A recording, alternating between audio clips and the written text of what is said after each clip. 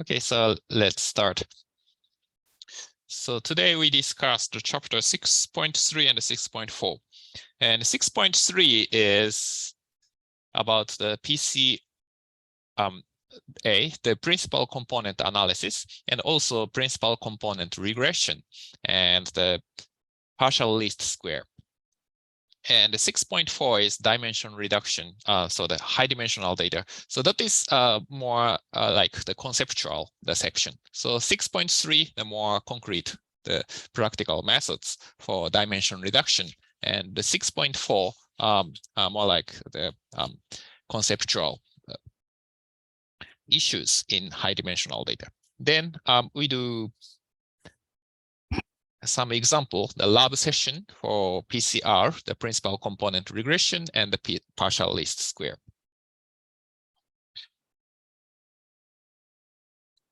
I don't think you have recording on.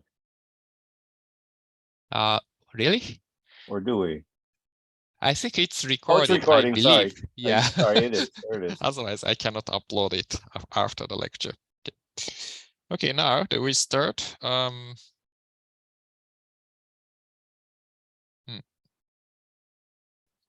I start sharing screen.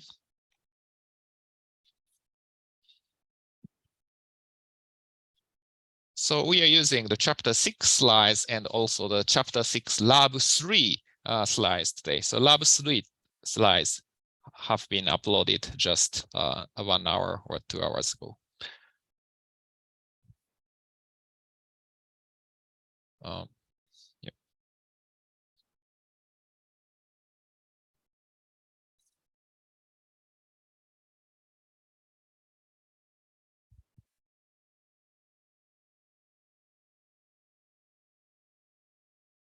Yeah, so chapter 6 at 6.3. At first, we consider the principal, we study principal component analysis. That is the unsupervised methods. So we don't have a response variable. So we have several predictors. I say x1 to xp, and we want to summarize this information into lower dimensional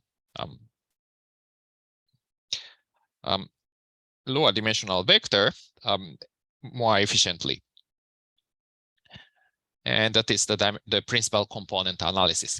And the principal component regression and partial least squares, these two are supervised learning methods. So it's similar to regression using principal component analysis.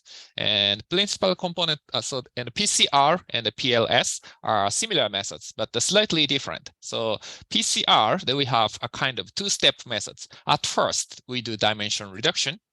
Then we use those reduced data to fit a regression model. That is the principal component regression. Partial least square is kind of the just a one-step approach to summarize data and explain the response variable. So usually in statistics, the one-step approach is more efficient than two-step approach, right? So that is almost always true in optimization, for example. Yeah.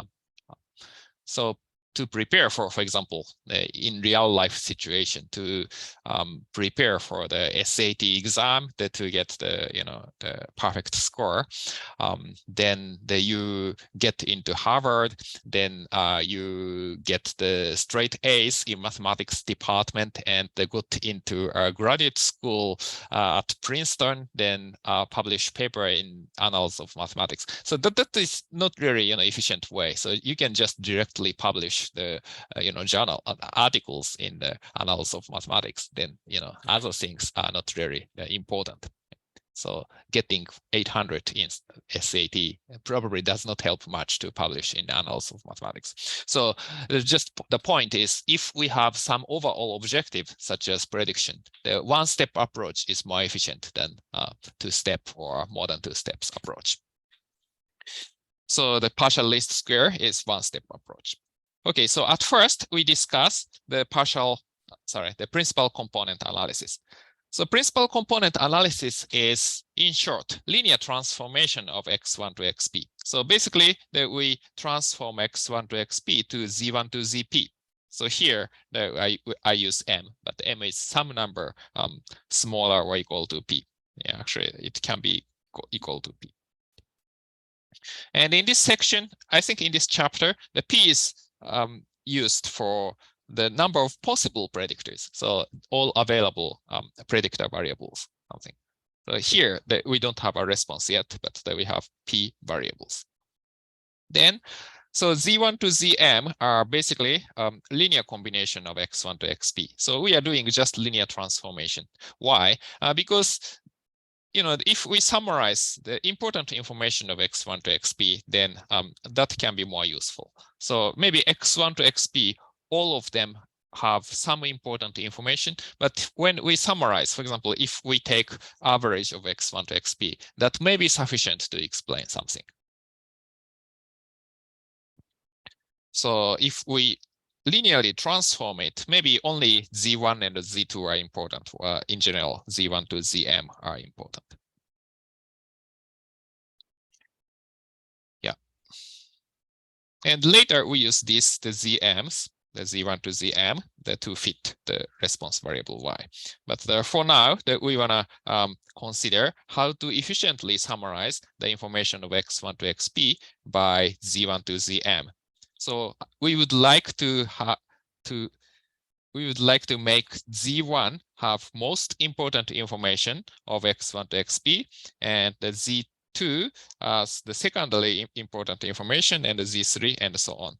So the image is z1 has the 50% of important information in x1 to xp. Maybe z2 have 30% of it, and the z3 have 10% of it. So if we use these three vectors, maybe it includes 90% of some important information. So we want to do this job. In this presentation, is n just the number of samples, total samples? Right. So yes, yes. So the n is the sample size. Thank you.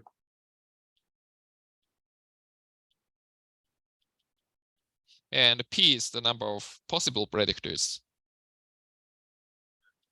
And this is actually the pretty common notation. So for example, when we say large n small p problem in statistics, n means the sample size and p means the number of predictors. Yeah, I think, yeah, maybe I have to clarify it, but yeah, thank you. And principal component analysis. So we want to transform x1 to xp to z1 to zm, and capital M is p or less.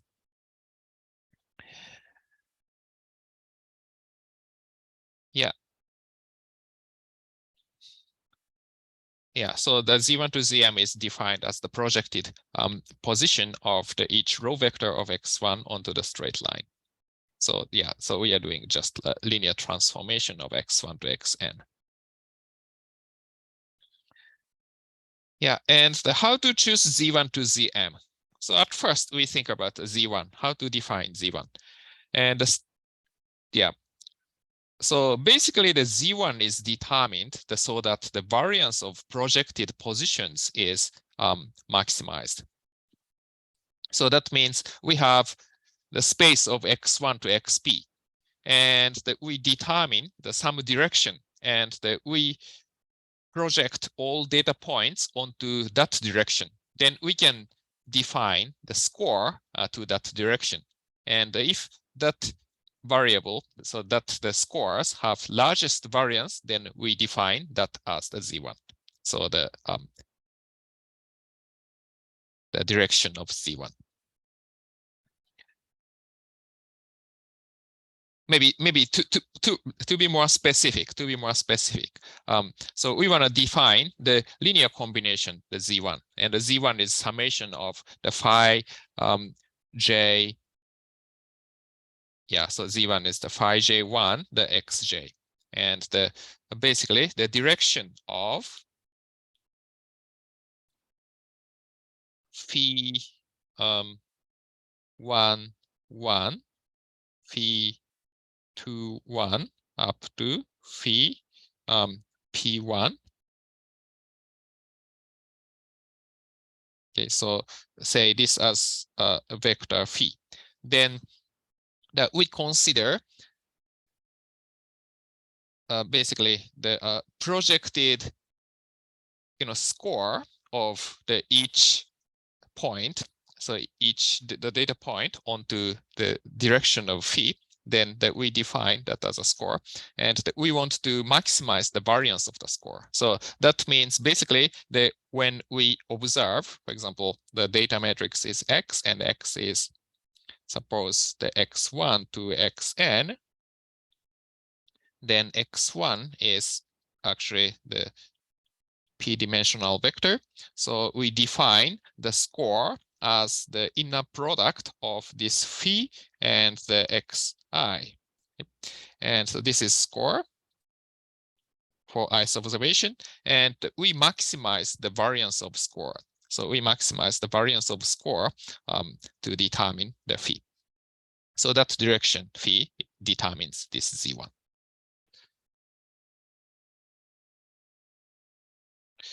So yes, the straight line for the so the straight line for the first component is chosen so that the variance of projected positions is maximized. So variance of project positions is, to be exact, the inner product of the phi and the xi, where xi is i's observation of the data.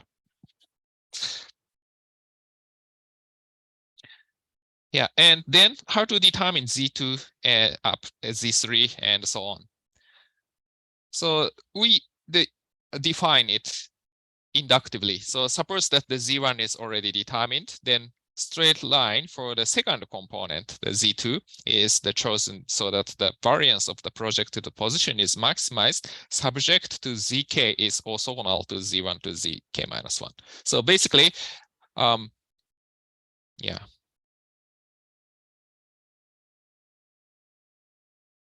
so we just consider the p-1 dimensional space orthogonal to z1, orthogonal to the direction of z1, to be exact, orthogonal to phi1. Then within this space that we consider the same thing. So just we excluded the information of the direction of phi1. Then we can define z2, z3, z4, and so on inductively. So that is the way to define the z1 to zm. So this is one example for p is equal to 2. So p is equal to 2, we can define only z1 and z2, but usually our objective is to summarize data into smaller the dimension of variables. So usually the z1 is only the meaningful information, but you can also define z2 as well. And basically, phi for the first component, the z1, is defined as this, because you can see that we have the observations, we have x1 here and x2 here. Maybe so maybe x1 here and x2 here. Then the most important information is the score along this direction. So if we have this direction, maybe this is the green line, then we can calculate the score for each observation. So score for this observation is here, score for this observation is here, maybe score for this observation is here, and you can see that this direction, with this direction, the variance is maximized. So if we consider, for example, x2 itself, the variance of x2 is smaller than the variance of observations on this green line, or this parallel, the black line. So this is the direction of the phi1, so the coefficient of z1. Then the z2 is the orthogonal to phi1. So we have only p is equal to 2. So phi2 is this direction.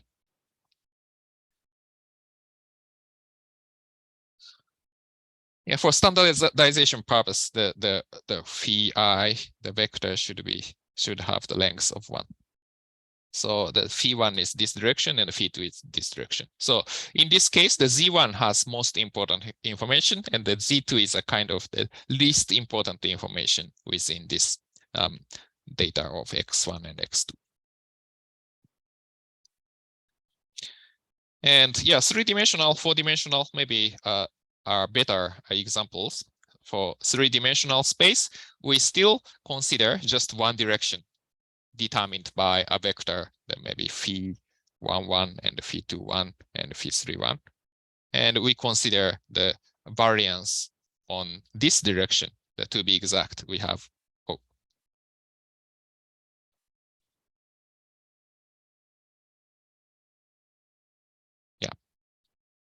Yes, so the 3-dimensional space, the same thing. So we consider we find a vector, the phi, which maximize the score on that direction, and after that, we consider the orthogonal space. The space orthogonal to this vector, that is 2-dimensional space. Then we define the phi2 to determine the z2, and then z3. Yeah.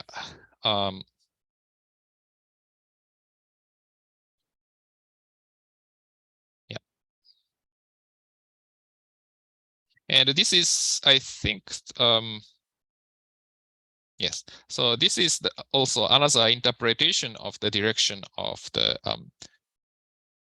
coefficient vector phi1 in principal component analysis. And phi1 is also characterized as the direction for which the distance between, sum of squared distance between the points to this line is smallest.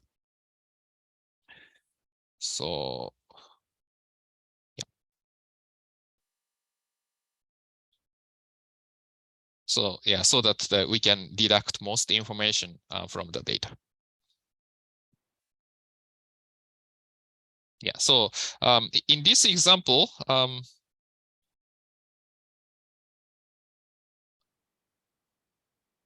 yeah, population is x1 and the advertisement spending is x2. So this is, I think, the marketing data for, and the sample unit is maybe the town or city.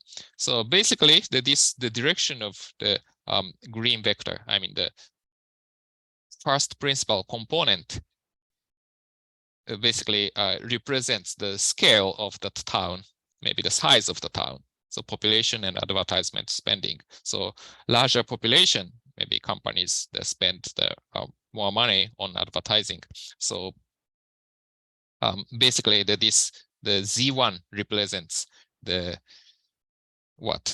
overall size of the cities or towns, and the Z2 represents the residuals. So that means after adjusting the size of the city or size of the town, what's the remainder? So which city has relatively larger advertisement, the spending on advertisement adjusted for population or something like that. So the Z1 has basically the most information, but the secondary information may be also important as well.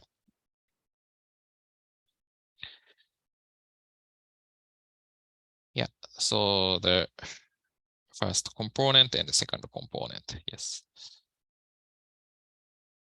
So basically, yeah, so if I add, so this is Z1 and this is Z2.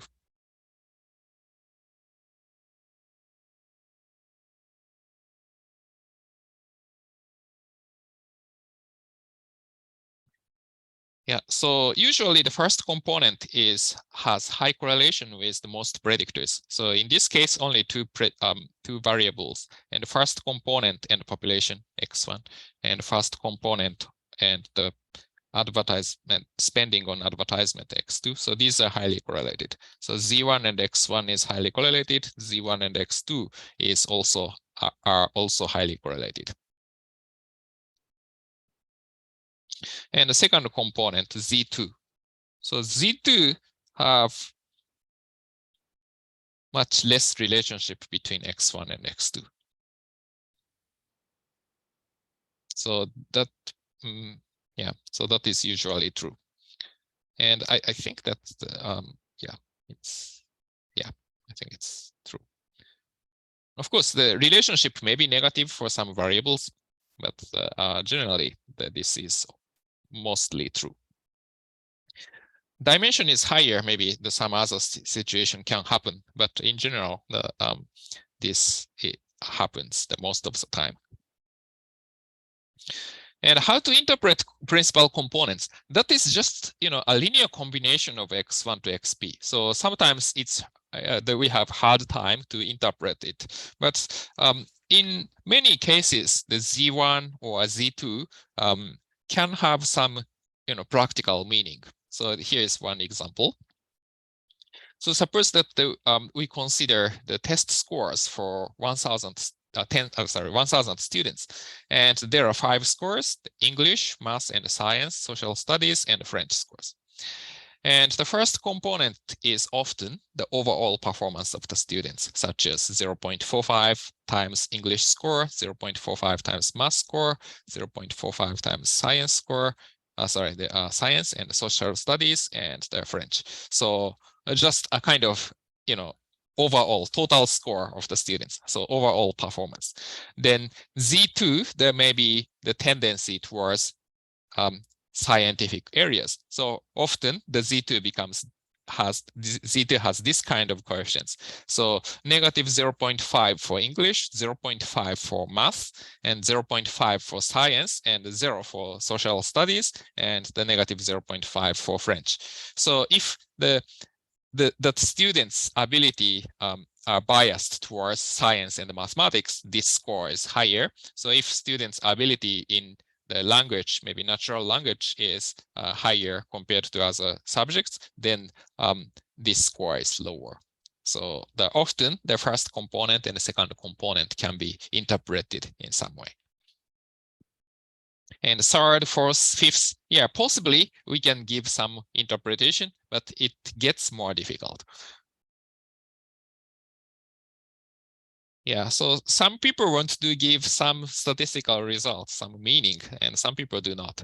And the data science people usually do not, but sometimes still we want to interpret principal components, and that is just our impression of on the principal components, but still this kind of interpretation may be useful to construct a model. Yeah, I don't have many examples that in which the more than 2 principal components have specific meaning. Usually maybe 1 or 2.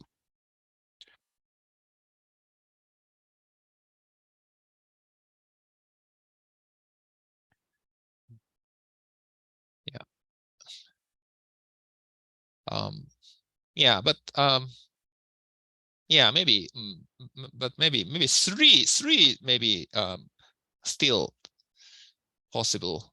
For example, the image data of some, image data is from our 3D world, 3-dimensional world. So it is likely that we have Z1, Z2, and Z3 important, but others are not important.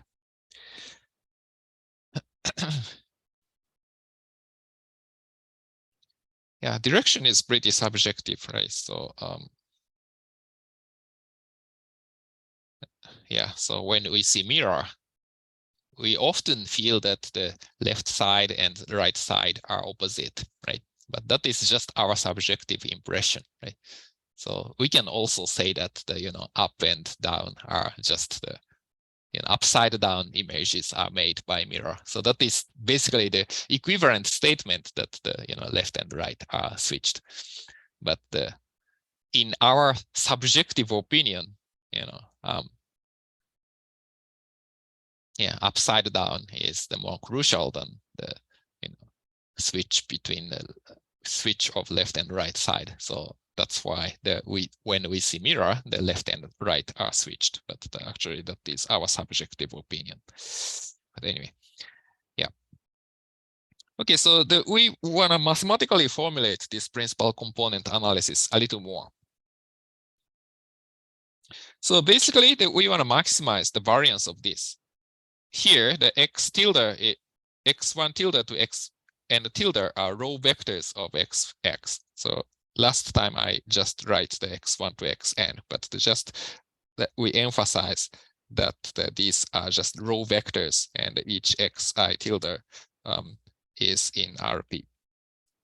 Then we want to maximize this variance of x tilde times u. Then, yeah, so that means basically we want to find this, the W. Okay, so suppose that we have the x, okay, so suppose the x is equal to x1 to xp, and the mean of x1 is equal to 0, xi is equal to 0. And the yeah, usually we standardize it, so the variance of xi is equal to 1.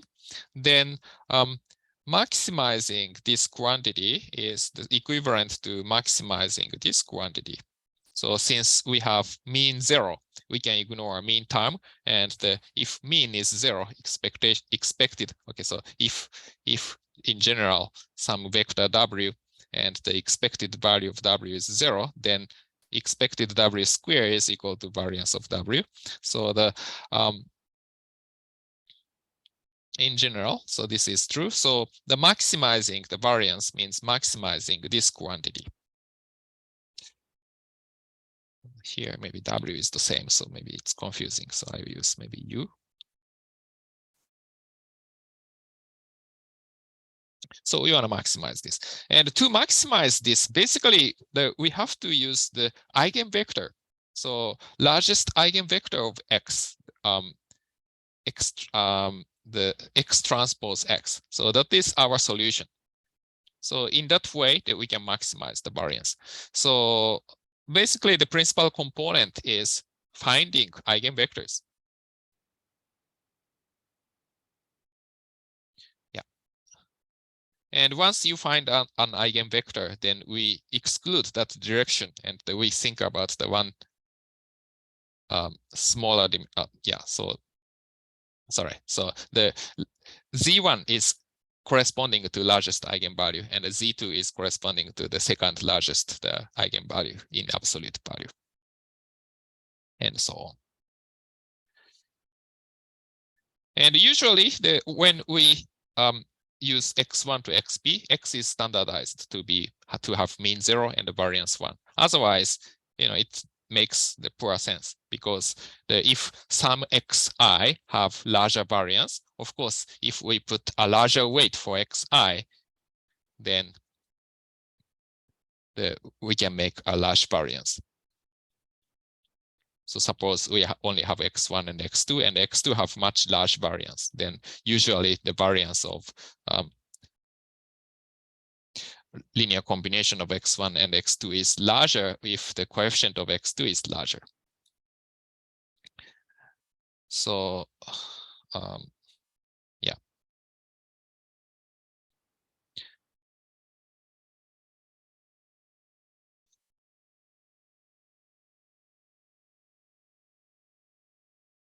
Yeah, and also when we change the scale of x1 or x2, then the result will change. So that is not good. Usually when we consider statistical procedure, we want to make it the scale invariant. So it does not depend on the scale.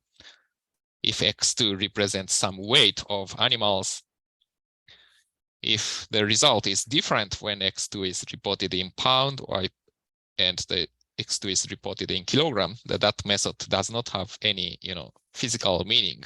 So usually we want the method scale invariant. So to do it, the x should be standardized to have mean 0 and variance 1. Yeah, so that is the principal component analysis.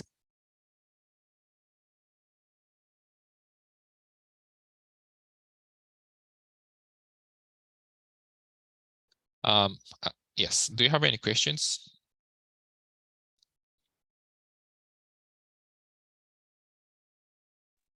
not right now. Yeah, so the principal component analysis is pretty difficult when we consider algorithm because we have p vectors. Usually, we need the inverse matrix of x prime x transpose x. And that is easy if p is small, But if p is large, the calculating the inverse matrix of x transpose x is pretty difficult. But this is needed to calculate the principal component. This is needed to get the largest eigenvector. So I'm not exactly sure how principal component works when we have more variables. And it sounds non-trivial problems. When I use our language to do principal component analysis a couple of years ago, if p is like 300, 500, that is fine usually with moderate size, the size of n. But p gets larger than 1000, then we have trouble to estimate it. But the principal component is, in principle, the dimension reduction method. So that means that we have very large data set. The p may be 1 million or something. So I'm not exactly sure how it works. And when I used our package, then it uses some randomization procedure to get principal component. I don't know, we sample several variables at a time or something like that. So it sounds non-trivial question is there to how to implement PCI for large P. Yeah. And the next section is the principal component regression. So this is just a regression using a principal component. So when we have the x1 to xp and p is very large, for example, p is 1000, then we want to summarize this into smaller number of variables, for example, z1 to z10. Then we use z1 to z10 to fit the y. So y is equal to this. And this linear model is usually much more efficient because Z1 to Z10, so these are 10 principal components. So these have most important information out of X1 to XP. Suppose P is 100. We only have 10 variables, but that 10 variables may have 90% or 99% of information out of X1 to XP. So that is, so using Z1 to Z10 are a pretty convenient way to do regression. So interpretability is lower because we don't really know what is Z10. We have coefficients, but we cannot interpolate it. But still, this is usually good for prediction purpose. So usually it's better. It performs better than multiple linear regression because the information is efficiently summarized. And also it can be combined with lasso or stepwise forward selection. That is, principal components are used in lasso or stepwise regression. Yeah, so yeah. And usually the first few components will be chosen.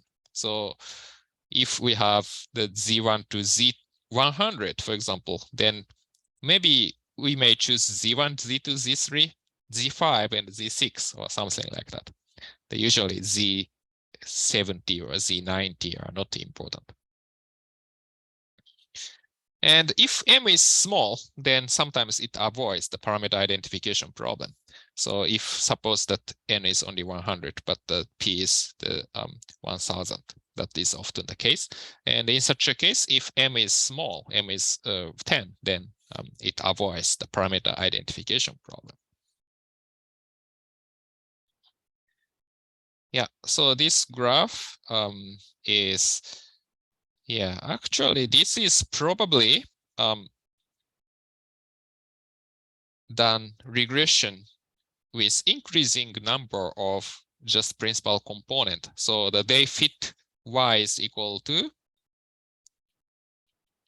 beta naught and y is equal to beta naught plus beta 1 z1, and also y is equal to maybe some error term beta naught plus beta 1 Z1 plus beta 2 Z2, and so on. Because the situation that the Z3 is in the model, but the Z2 is not in the model is rare. So probably they just use these models to calculate number of component versus the mean square error. So I think that this is test mean square error. So test error by number of components. So that means probability to start with 1. That means that this model is used. Number of components, say D. So D is equal to 1, and D is equal to 2, and D is equal to 3, and so on. And what? This is simulated the study, but basically this one is the test MSE. And since this is simulated data, we can decompose it into the squared bias and the variance. So sum of green and black is the purple line, and the purple line is actual, the test MSE. So we can see that the number of component equal to maybe 15 is the best for this one. And the left and right are what? Yeah, I think that it isn't clear. I think probably this is just by stepwise AIC of x1 to x. This is by stepwise AIC with x1 to xp. P is, I don't know, 50 or 100. So in this case, actually the optimal point is around here, probably 30, 33 or something. So this number is large, but if we use principal component regression, the optimal number of parameters is much smaller. So like 15. So we can reduce the number of parameters. Yeah, and also probably this only uses the first few components, so that it does not even run the stepwise procedure. I don't know, maybe they use the stepwise procedure, but the most of the time they choose the first few components of the principal component regression, principal component. So this is usually very useful when the number of parameters is large. Number of the variables is large.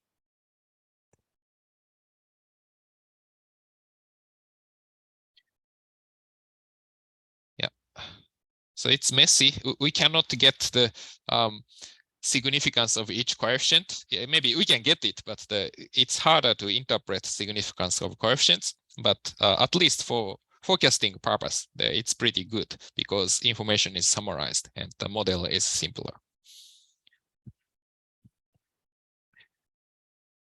Yeah. Okay. Do you have any questions so far?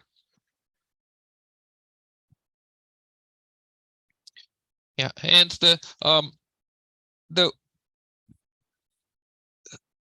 downside of PCR is the procedure is 2 steps.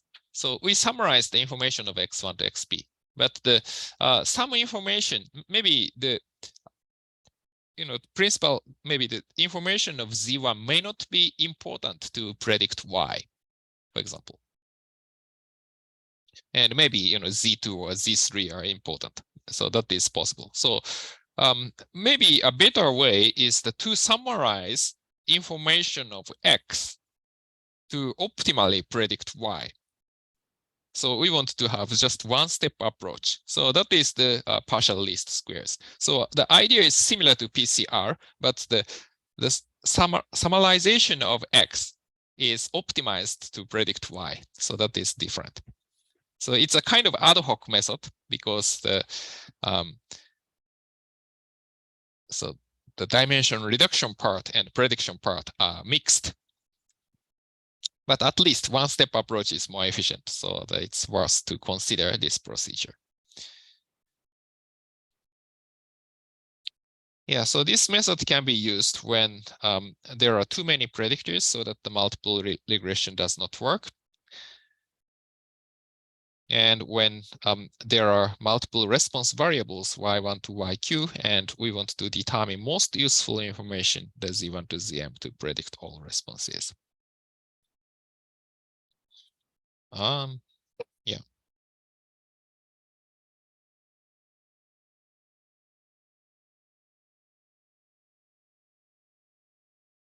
Yeah, so we don't discuss the multiple response case there here, but generally we can consider this. And algorithm of PLS is here. So suppose we have x1 to xp and y. So at first we want to determine z1. So this is different from z1 in PCR in principal component analysis. And how to determine z1? At first, we regress y on xj, each xj, as a simple linear regression model. So y is equal to phi sub j1, the xj plus epsilon. Then we define z1 as the linear combination of xj. So summation j is equal to 1 to p, the phi of phi sub j1 xj. So still linear combination. Z1 is a linear combination of x1 to xp, but we choose the phi ji to explain why better. So if xj does not have much relationship to y, then we have smaller coefficient. But if xj has more information on y, then we have larger coefficient. So in this way, the Z1 is more optimized to predict y. Yeah, so it looks ad hoc because the Z1 is defined by using y. So if we fit y on Z1, Z1, then of course we have very high correlation. But that is the kind of we made a trick, so that is obviously true. And and the Z2 and others, we used this method. Okay, so at first the Z2, so regress xj on Z1. So the other way around. So the last time y on xj, but this time xj on Z1. Then we can get the residual rj. So okay, so basically we want to remove the effect of Z1 on xj, and we think about the remainder, so that is r sub j. Then we fit y on rj. Then we got the phi j2, and then we define z2 as the summation of phi j2 rj. So that means except for the effect of z1, what is the most important information to predict y? So we define z2 as that vector, that linear combination. Then we do the same thing to define the z3. We regress xj on z1 and z2. Z1 to Z2. Sorry, maybe I'm wrong. Sorry. We use the previous RJ we regress previous RJ on Z2. Then we get the new residual, which does not have correlation with Z1 and also Z2. Then we use that residual to define the phi j3. Then we defined Z3 as the summation of phi j3, the RJ, new RJ. And we repeat that procedure to get the Z1, Z2, Z3 up to Zm. Then you can fit this. And I think that this is kind of violates the regression model, because we define Z1 to Zm using Y. So I think that we cannot really interpret in the same way as interpret the model result in the same way as linear regression. But still, it's Z1 to Zm are optimized to predict Y. So it may make some sense. If we calculate, for example, test MSE, that test MSE can be better than test MSE for principal component regression. So it depends on the case, but it can possibly be better.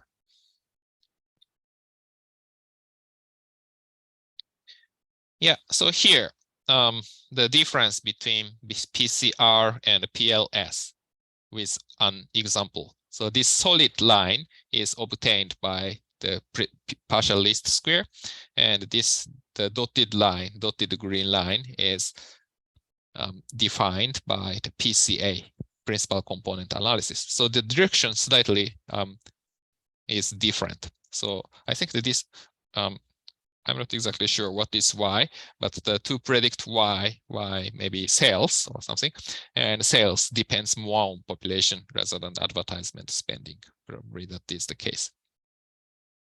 So if we use PCR, the coefficients for advertising spending is larger, but for PLS, actually it has slightly lower coefficients.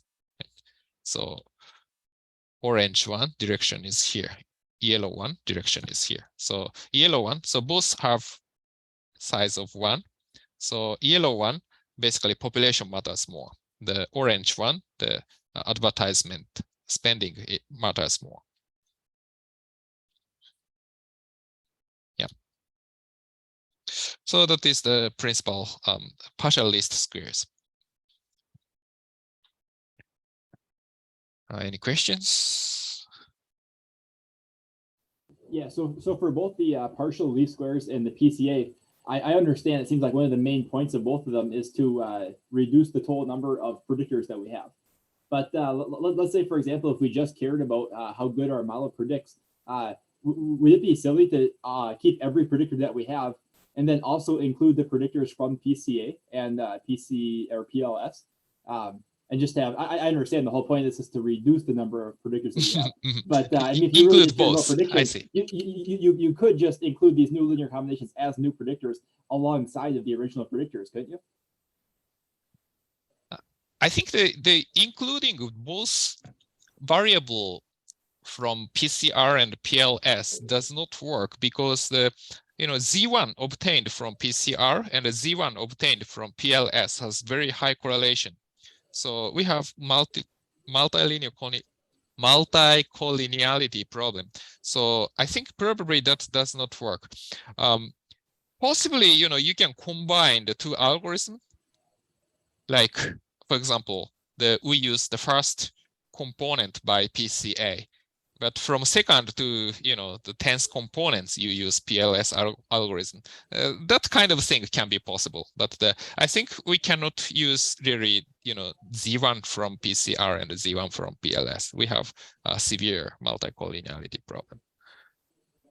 Yeah, I was thinking maybe also, even if we just focus on PCA, for example, we could just take like Z1 through ZM, and then we could just include those as other predictors alongside of the original predictors. Instead of just saying our new model is these linear combinations, maybe we could say our new model is our original model with all of the original predictors alongside of these new predictors that we found from doing PCA. I was just wondering if a model like that would be silly or not. New predictors means outside of X1 to XP.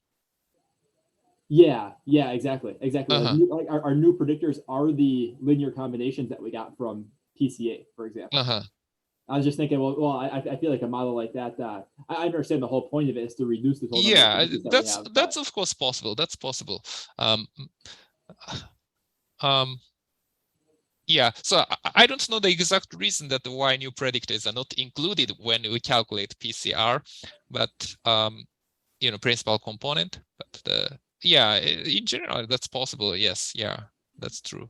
Yeah, I was just thinking like you might want to try that if you only cared about how like the predictive power of your model. You know what I mean? Like it might be something you could try, I guess. Yeah, I think it's possible. Yes, yeah. maybe you want to interpret some specific predictors, but others that you want to summarize the data. That's possible. For example, yeah, medical image data. Image data has very high dimensional data, so we want to suddenly summarize it into 3 or 4 predictors.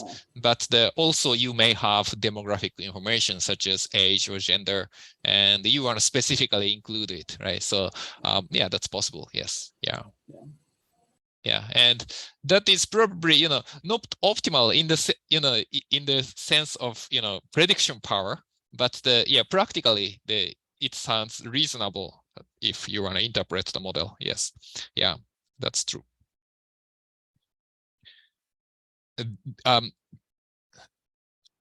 So have you had some experience on that? No, it's something I tried during a Kaggle competition one time, but okay, I don't think I don't think it gave me a better accuracy metric. I forgot what the metric was, but it did not give me a better accuracy metric than just doing PCA alone, if I remember right. Yeah, I see.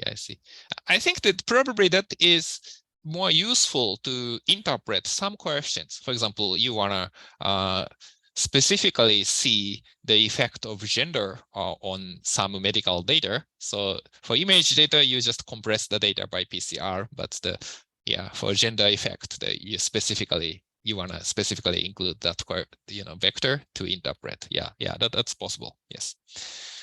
Yeah, that sounds pretty reasonable. Yeah, I think it's a good discussion. Okay, so next we go to the high dimensional data. So this is more like conceptual slides. So N is sample size, and P is the number of predictors. And the traditional statistical model deals with the case that the N is much larger than P. Maybe more specifically, usually P is fixed, and N goes to infinity. So that is our assumption in traditional statistics. And in this case, as N goes to infinity, basically we can get more and more accurate estimate of coefficients. So beta hat approaches to true parameter beta. And how much time does it take to calculate it? Suppose N is 1000 and P is equal to 3 for some data. For example, estimate blood pressure by age, gender, and BMI. So we have 1000 people, and we have 3 predictors, age, gender, and BMI, to predict blood pressure. So in this case, actually we have to calculate, X transpose X inverse X transpose Y, and X transpose X is 3 by 3 matrix, and we have to calculate the inverse matrix, but that is very quick. 3 by 3 matrix is very small, so it takes some time, but it's just a constant amount of time when we consider N is very large. So basically this is order N. So to solve this question, we have to estimate beta hat, that we need the time of order N. So that means the sample size is twice as large, then the time is just twice as long. So yeah. So that's the traditional statistical models, but the high dimensional data means the P is larger than N, and it has some problems. And one example of this situation is estimating blood pressure by 500,000 the DNA mutations with 200 people. So each person has their 500,000 DNA mutations. So those are predictors, 500,000 predictors, and the sample size is 200. So in such a case, at first, problem is the parameters cannot be identified correctly, right? So we have 500,000 degrees of freedom, and we only have 200 observations. So if we manipulate coefficients, then basically we can perfectly explain those 200 observations. But that does not mean the model is perfect for new data set. So that is one problem. So we have many ways to explain 200 observations perfectly. And another problem is it is increasingly computer intensive for linear regression model. So for linear regression, the time order that it requires is the order of p cube. So basically, calculate the p by p matrix and then take inverse. So that takes the order of p cube. So that is a big problem, right? So the usually data, we have some constraint about the data size, okay, and 1000 by 3. Then time order is just proportional to n. So basically, data gets 10 times as large, then the computational time is 10 times as large. That is fine, but here, the p gets larger, p gets 10 times larger. Then time order to calculate it is 10 cubes, so 1000 times larger. So that is a big challenge. So when we see big data, statisticians see big data. Usually the issue is here. So the time order to fit the model is very large. Yeah, so this is just the basic figure which explains the problem arises when p is larger than or equal to n. So here, actually, the n is 20 and p is 2. And here, n is 2 and p is 2. Still, these two are the same. So still, we can fit the straight line. But we have a trouble if, for example, n is equal to 2, but p is equal to 3. We have the more than one way to perfectly explain these two observations. And there are more problems. So suppose that we can still fit the linear model, such as n is equal to 100 and p is equal to 70. Okay. But in this case, cross-validation still works somewhat reasonably, but the information criterion are usually very unstable due to unreliable estimate of sigma square. So in AIC information criterion that we calculate the likelihood based on the model, but in the model that we have error term, and the assumption of AIC includes, we know the true size of the expected expected size of errors. So we know the true sigma square, and this one is unstable when p is closer to n. So then AIC becomes unreliable. So at least if you use AIC for large p, relative, maybe p close to n, then you can see the result is pretty unreliable. When p is small, much smaller than n, this situation is really not severe, and just use the sigma hat square instead of true sigma works fine. But as p approaches to n, so this becomes more problem. Yeah, and obviously the training error and adjusted R-square. So these select too many predictors. That is well-known fact. So the cross-validation is probably the best method among these methods if you apply model with moderately large p.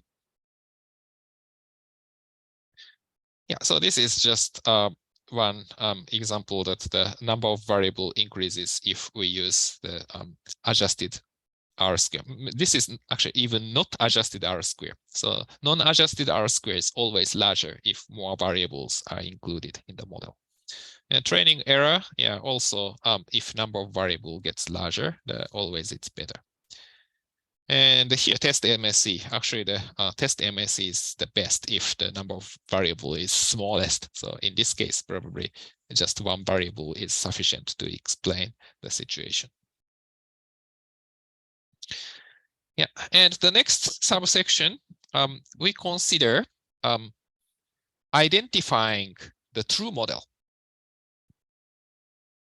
So suppose that we have 20 true predictors. So our correct model is y is equal to beta naught plus beta 1 x1 plus up to beta 20 x20 plus epsilon. And think about the problem to find these 20 correct predictors out of more variables, x1 to xp. Here, p is either 20, 50, or 2000. If p is 20, all predictors are true predictors. So all predictors should be kept in the model. And p is equal to 50, we have to drop the 30 redundant variables. And p is equal to 2000, we have to drop 1980 redundant variables. But that job is much more difficult than removing the 30 variables from p is equal to 50. Even we use the method such as lasso. So lasso can drop some variables because the lasso estimates are often 0 for some predictors, but this job is much more difficult if p is larger. So you can easily imagine the situation, right? So if we have 2000 variables, and suppose we have some reasonable size of n, maybe n is, I don't know, the 10,000 or something like that. And then, okay, so x1 to xp, x20, so these are probably significant predictors. So those are fine. It's included in the model, probably mostly. So these are probably significant. So how about x21 to x2000? So this does not have true relationship to y, but we have 1980 variables. So that means at least you can see about 20, on average 20 has p-value less than 0.01. Because simply we have about 2000 variables and 1% of 2000 is 20. So other 20s variable have p-value less than 0.01. And maybe about 100 has p-value less than 0.05. And usually, if we use methods such as AIC, so this kind of statistical significant variables remain in the model. So that means we cannot really, correctly identify these variables. And here is the example. If p is equal to 20, actually we can identify the model. So it concludes that okay, so this is test MSE. And this is the number of variable chosen. So d is equal to 1. And actually it includes intercepts. So d is equal to 21 at most. And actually the 21, at 21, the largest, smallest test MSE. So this model concludes, so this procedure concludes that all predictors are useful. If p is equal to 50, actually, the test MSE is smallest at d is equal to 28. So it includes the 7 redundant variables at least, even if we include 20 true predictors correctly. Or maybe we miss 2 predictors and we include 9 redundant predictors. That is possible. So, and that situation is severe when p is equal to 2000. Actually, the best model in terms of test MSE is d is equal to 70. So even if we assume all 20 predictors are identified correctly, still that we have 49 redundant predictors included here. That sounds reasonable when we consider the p-value of the coefficient. So p-value, if we set threshold at 5%, then we make 5% error. So we pick up the 5% of 2000 predictors, that is 100. So that is possible. So this is called cost of dimensionality. So we have larger p, then it's harder to make the true, harder to identify true predictors. So when the true predictors are hidden in a forest of predictors, it is hard to identify all of them. So Lasso chooses the more variables to make sure that all important information is included in the model. So in some sense, this is reasonable approach. Maybe some variables are related to y, so just in case we include it. If it's irrelevant to y, that's fine. So it adds some noise, but it's better than, we miss important variable. Yeah, so for height, yeah, so this is, yeah. And also, multicollinearity is severe because we have many predictors. And that makes the, harder to identify predictors. And the selected set of predictors may not be unique best set. So we have to choose some, the procedure. We have to use some procedure such as stepwise regression. Then, this one and this one maybe similar models. Sorry. Suppose that the first set of predictors are true predictors, but sometimes it's replaced by a different set of predictors. So that is possible. Yeah.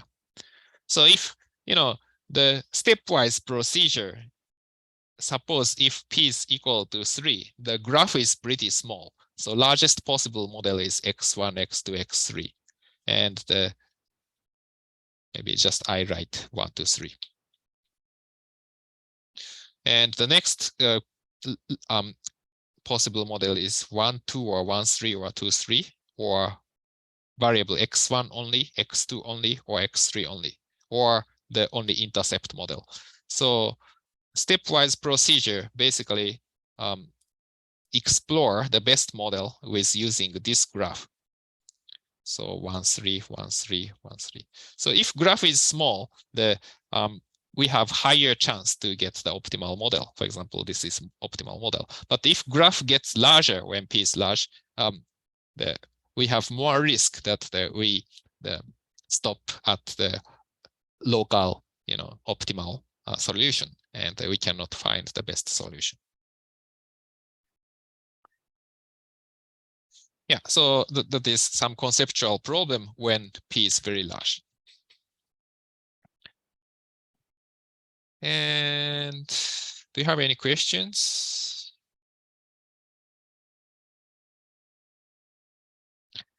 And okay, so I think we have a little more time. So we discussed how to implement the PCR and the PLS in R. And we use the library PLS for PCR and the partial least square method.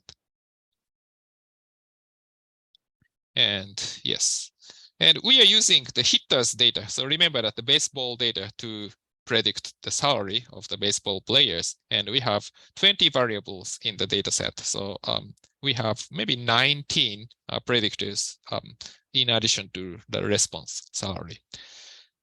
And we can calculate, we can specify the model metrics that we just exclude salary. And also we exclude the intercept here for now. Then this is response. Then principal component regression, that we can do this by PCR function in the PLS package. And we have several options. The scale is, that we standardize the data. I think probably this is the default, but otherwise, sometimes the PCR does not make sense. So usually that we scale the variables, we standardize the variable. And we have to choose the best model. So we do cross-validation to use the best number of predictors. And we can make this plot by the validation plot function on the PCR. Then we can get this. And this is basically the test, the cross-validated, the mean square error. Okay. And this is the number of components. So for example, the 5 means that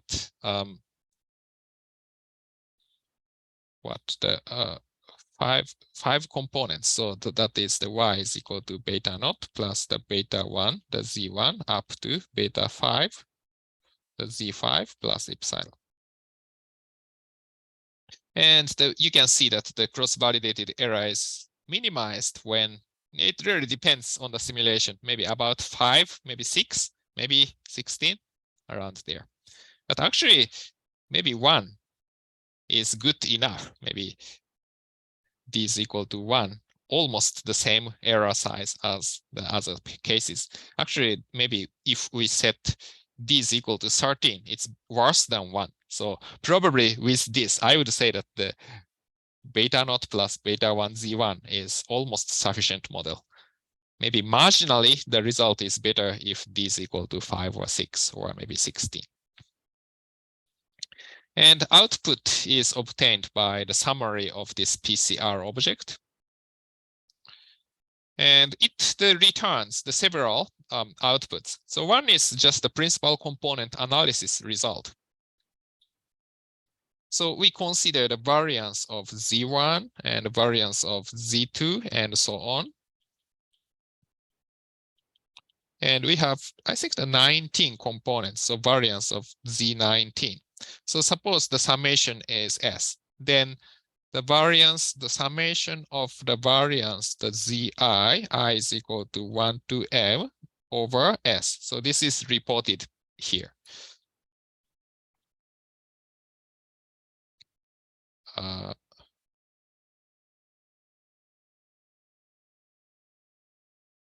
Yes, so this is X. So 38% of the variance is explained by Z1, and 60% is explained by Z1 and the Z2. So the Z2 explains 22%. So Z3, Z1, Z2, Z3 combined explained 71%. So Z3 explains the 11%, and Z4 explains maybe 8%. Z5 explains maybe 5%. So difference between this, and Z6 explains 4%, and so on. And you can see that out of 19 variables, if we use 7 variables, it includes the 90% of variances. So that means the first 7 components includes 90% of information. And this is, I think, the proportion of salary explained. So the variance of salary, and the variance of the linear model residual. So linear model residual, so LM residual. So if the variance of salary is 100, suppose, and the variance of linear model residual is the 40, then that means the 60% of variation in salary is explained by this linear model. And that number is here. So actually, if we use Z1, the 40% of variance in salary is explained. And if we use 2 components, 41.6%, slightly larger amount is explained, and so on. And of course, the number of components is larger, certainly we have more degrees of freedom, so it explains more. So it's monotone increasing function, but it does not approaches to 100 because, we have, I think, the 260 observations, but we only have 19 components. So even if we use all components, only 54.6% is explained. Yeah, then this is actually the same one, but the cross-validated error size is also reported as numbers. So these are the same information as this graph. Cross-validated error. So only the difference is that this is cross-validated RMSE. You can see here RMSE. So basically the square root was square root was taken. Square root was taken, but the only the difference is that part. Yeah, so such information is included in this model. What was the break reason for 7 versus 8? Which 8 got a little better in both conditions, but barely, or is it? Where is that? When you get to training and you look at you chose 7 comparisons as the sweet spot. Which one was it that triggered? What is it triggering it versus? Never mind. There it is. CV, the CV answered it. Never mind. There it is. Sorry. Thank you. Oh, sure. And this cross-validated result depends on your simulation. So actually, when I last time run it, then m is equal to 7 is the best. But actually, I compiled it again, and it runs with different random numbers. So actually, I think the 14 is better. Maybe no, sorry, there's 330. What is the smallest one? 340. 5.4. Well, still 7 is the best. I don't know. Oh, okay, so still 7 is the best. Yeah. Yeah, but maybe result may be different depending on the cross-validated result. I mean, the random numbers used in the cross-validation.